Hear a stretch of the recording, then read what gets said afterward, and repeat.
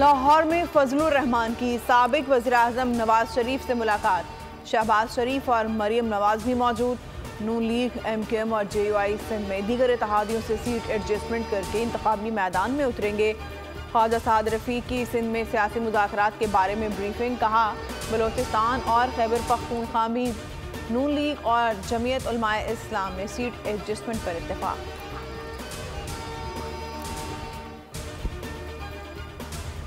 Cipher case में साबिक chairman PTI और शाह महमूद कुरैशी पर 12 दिसंबर को फर्द जुर्म आयद होगी। मुल्ज़मान को केस की नकूल फराहम कर दी गई। समाअत आइंदा मंगल तक मुलतवी।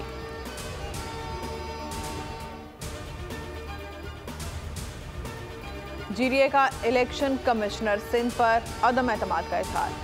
Secretary grand democratic alliance doctor Safdar Abbasi कहते हैं, इलेक्शन से कबल तहफ़्फ़ुज़ात दूर नहीं हुए तो मुल्क भर में निज़ाम नहीं चलने देंगे। हल्का बंदियों पर GDA के एतराज़ात दूर किए बगैर शफाफ इंतखाबात का इनेकाद मुमकिन नहीं है।